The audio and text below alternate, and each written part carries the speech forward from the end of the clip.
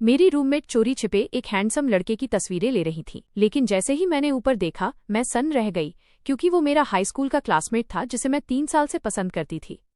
मुझे अंदाजा भी नहीं था कि हम एक ही यूनिवर्सिटी में होंगे। हम बस उसका कॉन्टैक्ट नंबर मांगने ही वाले थे कि तभी एक सीनियर लड़की ने उससे बात करने की कोशिश की, लेकिन उसने बहुत रूखेपन से जवाब दिया और वहां से चला गया।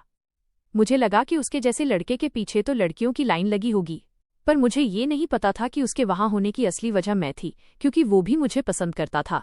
कुछ समय बाद मुझे कुत्तों को टहलाने की एक पार्ट टाइम जॉब मिली। एक दिन कुत्ते को टहलाते समय अचानक मेरा सामना उसी से हो गया।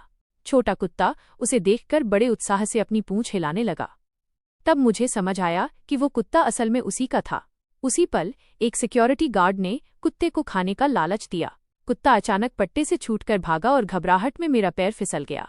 मैं जमीन पर गिरने ही वाली थी कि तभी मैंने उसकी आस्तीन पकड़ ली और सीधे उसकी बाहों में जा गिरी। मैं पूरी तरह सुन्न पड़ गई थी। मैं बार बार उससे माफी मांगने लगी, लेकिन उसने मुस्कुराते हुए मुझे छेड़ा कि मेरा चेहरा इतना लाल क्यों हो रहा है। मेरा दिल जोरों से धड़कने लगा और मुझे खबर तक नहीं थी कि ये इत्तेफाक दरअसल उसकी एक सोची समझी योजना थी। पट्टा वापस करने के बाद मैं हड़बड़ी में वहां से भागी, लेकिन अपना बैग वहीं भूल गई। मजबूरी में मुझे वापस जाना पड़ा। मेरी घबराहट देखकर उसने मुझे कॉलेज छोड़ने की पेशकश की। मैं तुरंत मान गई। उसने एक गुलाबी रंग का हेलमेट निकाला जो उसने पहले से तैयार रखा था। मेरा दिल बैठ गया। मुझे लगा शायद उसकी लाइफ में कोई और लड़की है। उसने मेरी चिंता भांप ली और सीधे कहा कि ये हेलमेट उसकी दादी का है। तब जाकर मुझे चैन मिला। उसे शुक्रिया कहने के लिए मैंने उसे कुछ टॉफियां दी। हॉस्टल पहुंचते ही रूममेट ने बताया कि सोशल मीडिया पर किसी ने उस लड़के की रिलेशनशिप की फोटो डाली है।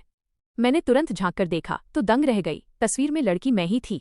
मैंने सबको बताया कि हम क्लासमेट्स थे। सबने मुझे उसे प्रपोज करने के लिए उकसाया, लेकिन रिजेक्शन के डर से मैं फिर हिचकिचाने लगी। कुछ समय बाद हम फिर मिले।